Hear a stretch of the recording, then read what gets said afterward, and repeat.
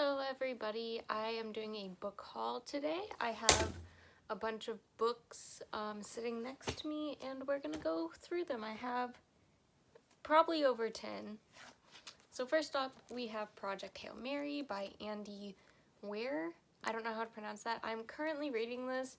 I was enjoying it at first, but not so much now. Also ignore my missing nail. This is about a guy who wakes up on a spacecraft and he is the last one alive on the spacecraft, and he has to kind of figure out why he's there and what he's supposed to be doing there through flashbacks and stuff. So it's told through flashbacks and what is happening presently. It's okay. It's very, very scientific, which I thought I would like, but it's kind of starting to read like a textbook.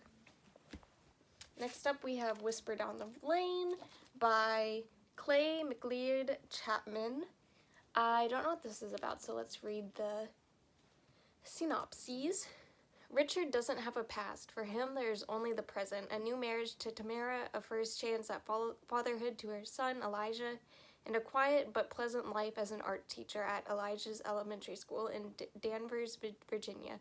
Then the body of a rabbit which ritualistically murdered appears on the school grounds with a birthday card for Richard tucked beneath it. Richard doesn't have a birthday, but Sean does. Sean is a 5-year-old boy who has just moved to Greenfield, Virginia with his mother. Like most mothers of the 1980s, she's worried about bills, childcare, putting food on the table, and an encroaching threat to American life that can take the face of anyone, a politician, a friendly neighbor, or even a teacher. When Sean's school sends a letter to parents revealing that Sean's favorite teacher is under investigation, a white lie from Sean lights a fire that engulfs the entire nation, and Sean and his mother are left holding the match. So this kind of sounds like a thriller. I think the cover looks really cool. Next is The Secret History by Donna Tartt. I got this because it's like the dark academia book, and I wanted to read some dark academia. Under the influence of their charismatic classics professor, a group of clever, eccentric misfits are at an elite New England college discover a way of thinking and living that is a world away from the humdrum existence of their contemporaries.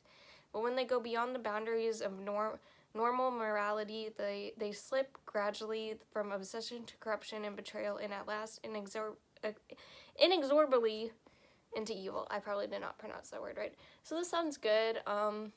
I heard it's good, so hopefully I'll like it. Next is War and Peace, and I'm not going to talk about what this is about, but I wanted some classics, so, I picked up the big boy. I don't know when I'm going to get around to reading this, but I do want to annotate it. I wanted some classics to, annotate so I can kind of get a feel of how to annotate for my college classes. And then another classic, which I've read this one, is Siddhartha. I got this copy because I thought it was beautiful, very short. It's about Buddha, I'm pretty sure. I haven't read it since I was 13, and I'm almost 21 now. Next up is a Robert McGannon book, and that's Stinger. Stinger, an enemy more fearsome, more hideous than the most heart-stopping nightmares. Stinger, who ravages a remote Texas town until the men and women of Inferno rise up in a final desperate battle. No evil yet known to a man can match the searing hell of Stinger. I got this because it sounded good. Also, the cover is dope. I got it from Thrift Books. Next is another book from Thrift Books, and that's The Perfect Girlfriend. One of my Instagram buddies suggested this to me. I don't know what it's about. I know it's a thriller. It kind of gives off yandere vibes. Also, French folds. Hello.